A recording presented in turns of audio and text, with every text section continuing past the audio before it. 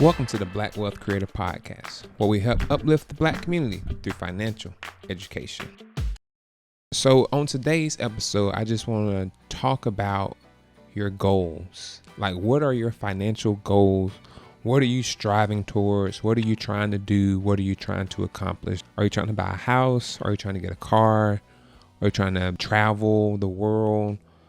I mean, COVID, but still though, you might be trying to travel a little bit more. Of course, safely travel.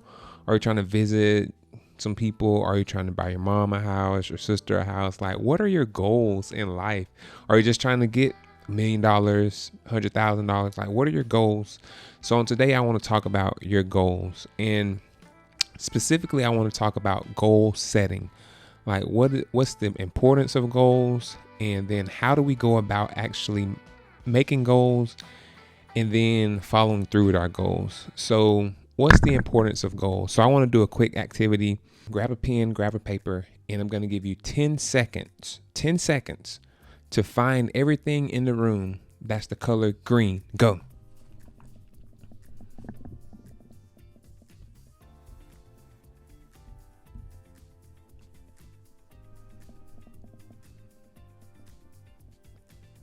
Stop.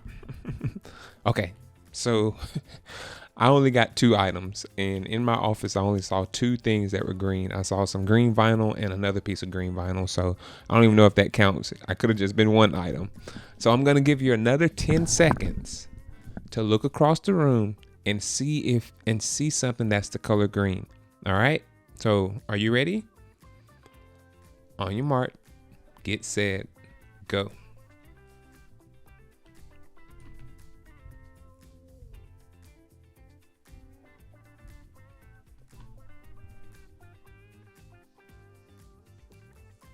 Stop. So I got about maybe 3 or 4 more items just because I was prepared that time. Now 10 seconds isn't a long time, but I'm trying to show you that when you have a goal in mind and you prepare for it, you're able to get more items. You're able to see more. You're able to see more opportunities. I was looking around like, oh man, okay. Even when I was about to tell you to do the next 10 seconds, I'm looking around thinking about, okay, where this green stuff? So I got a green pencil, some more vinyl that I had saw, a top, also saw a green pen. I mean, so I've seen about 200% more of what I saw. I saw 2 things the first time, then I saw 4 things. So I saw a lot of things. And so the point of it is, when you set goals and when you make plans, when you do those things, you begin to, it's easier to get to see. Like, when you make a goal, it's easier to get that goal because you see it in your mind, and you see it, and you set that goal and you go for it because you see it. And so on today, I just feel like that's the main importance of a goal. It gives you something to go towards. But I want to give you three ways to make your goals happen. 3 ways to get you involved with your goal setting plan, and just 3 tips about goal setting. Number 1, know the size and the type of goal that you have. So size wise, it can be big, small, medium. I mean, that's however you want to classify it. But type is, there's 2 types of goals. Long term, that's 3+ years, whether it's 3 to 5, 5 to 10, 15 to 20, 25 plus. Like, those are your long term goals. That's if you want to be a millionaire. That's if you're trying to buy someone else a house, buy yourself a house. You can put a car in that range, I guess, like depending on when you want to pay off this car. So those are those long-term goals. Those are goals that I like to call dream goals. Those are our dreams. That's what we're really dreaming for and hoping to get one day. Even and because this is a financial podcast, of course, I'm talking mostly finance, but these goals can be like, I want to get married one day. I want to make sure I save up money for my wedding one day. So it still can be a relationship type goal, but you still can put a financial tie around it. So that's just that long-term type of goal. The second type of goal that I feel are short-term goals. Anything less than 3 years. I would even say mostly anything less than a year. I like to call those goals action goals or motivator goals. Either one of those, because it's goals that you're gonna quickly turn over and get done. And so like we talked about, a short-term goal may be saving down to $14,000, which is a lot of money to some people, but to some people it's not. Like if you're getting a $400,000 house, then $14,000 within the next 3 years should be doable for you if you're getting that size house, because that means your finances is able to handle it. So this is an action goal. It's going to be a direct action. You can go ahead and get started on that today. You can go ahead and get started on saving towards that. You can go ahead and get started on trying to make that happen. So that's an action goal. And I call it a motivator goal, because as you check those off your list, then it's like going to motivate you to go to the next goal. And so always be aware of the size and the kind of goal that you have. Number 2, write down your goals. So many people have these big lofty dreams, big lofty goals, and they fail to write them down. And me personally, I love checklists.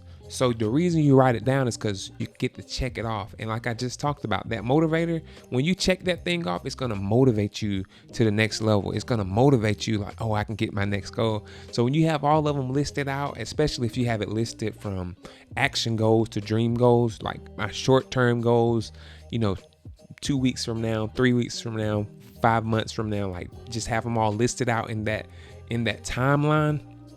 You start just checking them off and you just like, oh, I know I'm gonna make this. I know I'm gonna make this dream goal of this $400,000 house. I know that's gonna work because I got this, because I've been checking off all this stuff. I know it's gonna just get that snowball effect, and it's just gonna avalanche into a great thing for me. So that's a really key point. Write down your goals. In the Bible, it says, write the vision and make it plain.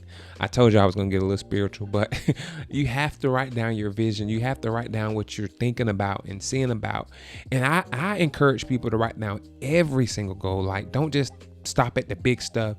I mean, write down every single goal. If your goal this week is to save $50, write that down. I want to save $50 this week. I want to save $100 this month. I want to save $1,000 this year. Write those goals down. And when you accomplish them, they're just going to give you that check mark that you just, they're going to be able to check it off, and you're going to get more and more motivation towards that goal.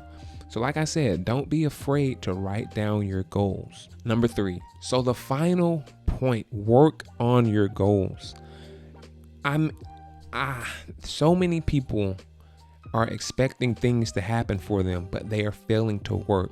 That's one thing I really liked about Kobe. This guy, and I mean, I wasn't a huge Kobe fan growing up. Like, he was so arrogant, but he was so arrogant because knew he had put in so much work. And so I didn't understand that growing up. But as I got older, I started to realize, like, this guy put in an enormous amount of work. And so when you put in so much work and your goals start to manifest themselves in front of your face, you all you can do is smile and just enjoy the game. Like, in specifically, we're talking about Kobe and basketball, but enjoy the game of life. Like, when you've put in the work, and you can sleep better at night. When you've put in the work, people may talk and say things, but it doesn't faze you because you've put in the work. When you've really put in the work and worked hard and accomplished the thing, then your goals begin to manifest themselves. Of course, God helping you get them.